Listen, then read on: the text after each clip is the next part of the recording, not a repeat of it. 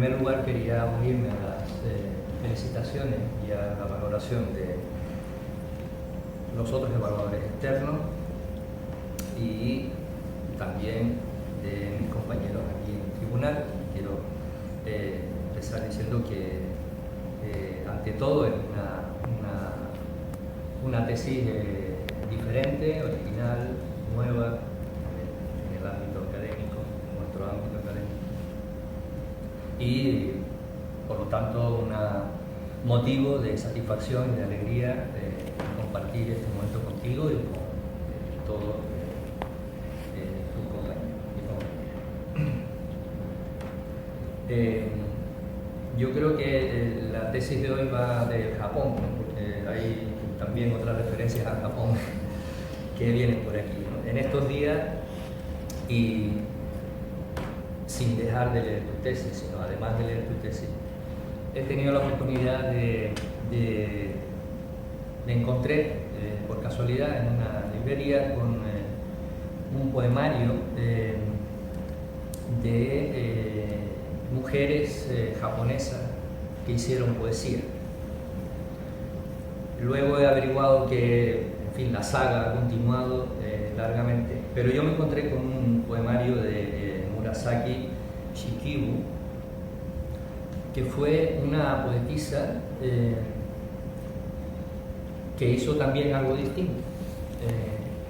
Se le suponía a las mujeres japonesas la habilidad de la escritura, debían saber escribir, y al contrario de lo habitual de escribir en el verso, que en la época se establecía como formato dogmático, el canon de la poesía japonesa, ella, al contrario de eso, lo que hizo fue un diario contar en modo de diario y de poema, combinando el diario y el poema, su experiencia amorosa, su experiencia vital. De manera que su poemario hoy se considera un modelo totalmente distinto de la poesía japonesa y que rompe los moldes que ya en su momento se establecían como el canon de la escritura poética japonesa. Bueno, algo de eso también veo que la capacidad de ruptura de las mujeres es muy superior a la de los hombres y que en la academia siempre son ellas las que acaban rompiendo los moldes, y en este caso tú has roto los moldes de un modelo de presentación, de escritura, de tesis, pues totalmente inhabitual hasta ahora en nuestro contexto. A lo que ya se ha dicho, yo me reitero, no por pesadez, sino porque quiero que sepas que coincidimos sin haberlo hablado en las ideas que nos transmite con tu informe. Informe original, novedoso, como ya he dicho, y bien estructurado. Una estructuración que es complicada y difícil cuando se intenta construir un texto unitario o un texto bidimensional con múltiples voces, con múltiples relatos, con múltiples formas narrativas. Es muy difícil el ejercicio que has hecho en la parte del relato, es muy complicado de leer, no es fácil.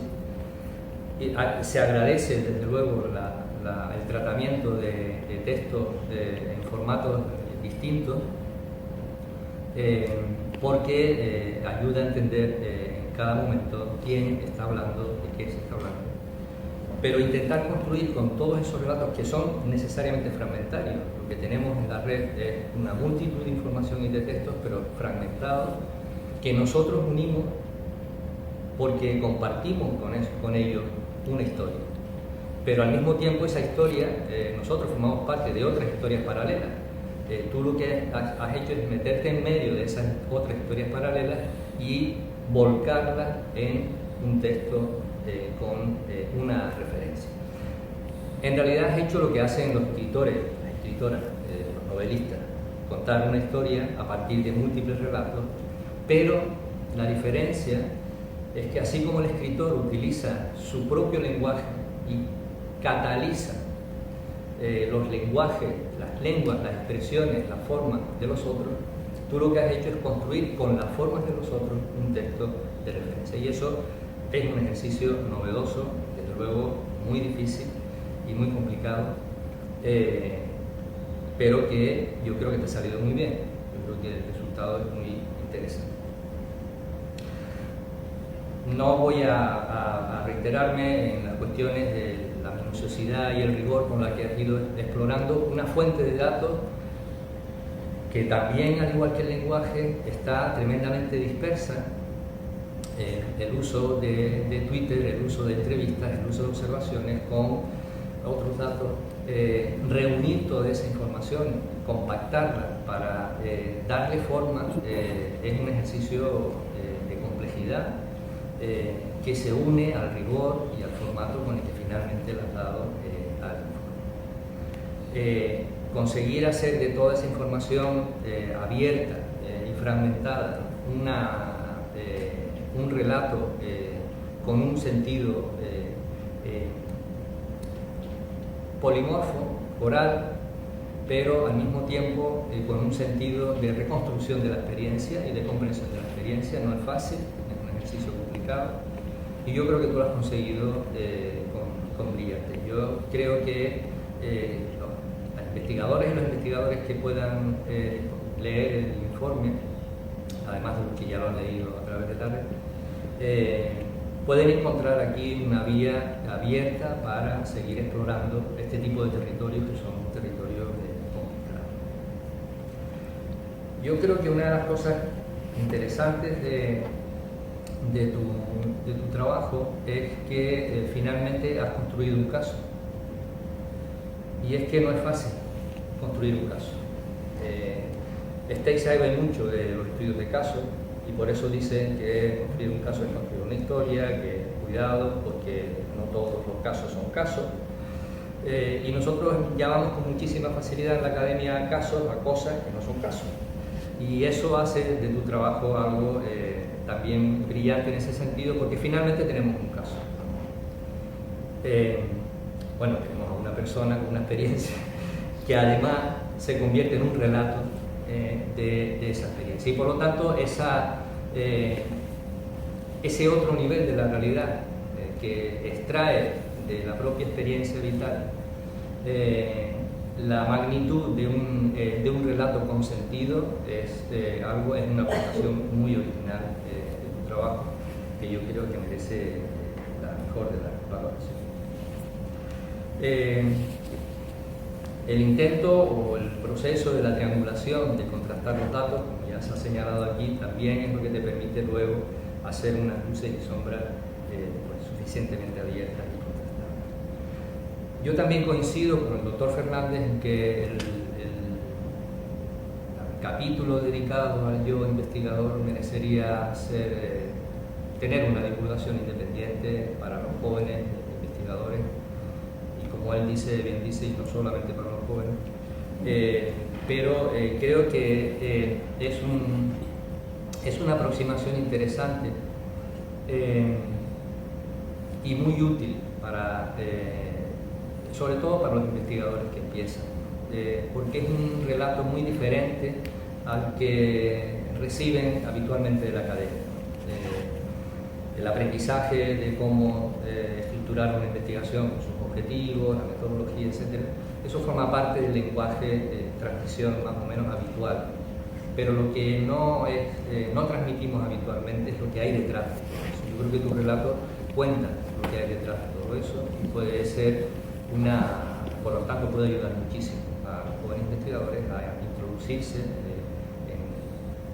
en un tipo de investigación que yo creo que tenemos que seguir potenciando, que es la investigación cualitativa en educación.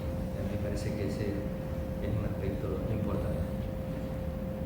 También lo decía hoy, por cierto, un premio Nobel de Física que entrevistaron en La Voz de Galicia, decía, y es de física, hay mucha investigación, en este país hay mucha tradición de investigación cuantitativa y muy poco de investigación cualitativa. Se refería a que los investigadores estamos más preocupados por publicar cantidad de cosas que no por publicar el contenido de las cosas que publicamos y hacerlas cualitativamente más interesantes. Yo preguntas, como tal preguntas, no quisiera formularte, entre otras cosas, porque tú te las has formulado todas. No has dejado ni un hueco para poder entrar. Entonces es muy difícil abrir una pregunta en medio de tantas preguntas y de tanta pedagogía de la pregunta. Pero sí no se me escapa, sí quisiera, más que una pregunta, un comentario. Yo también he tenido doctorandas que concluyen su historia al final de un ciclo de experiencia. Y yo creo que se siente la investigación y se vive la investigación de otra manera. ¿Qué sientes tú? Esa es la pregunta.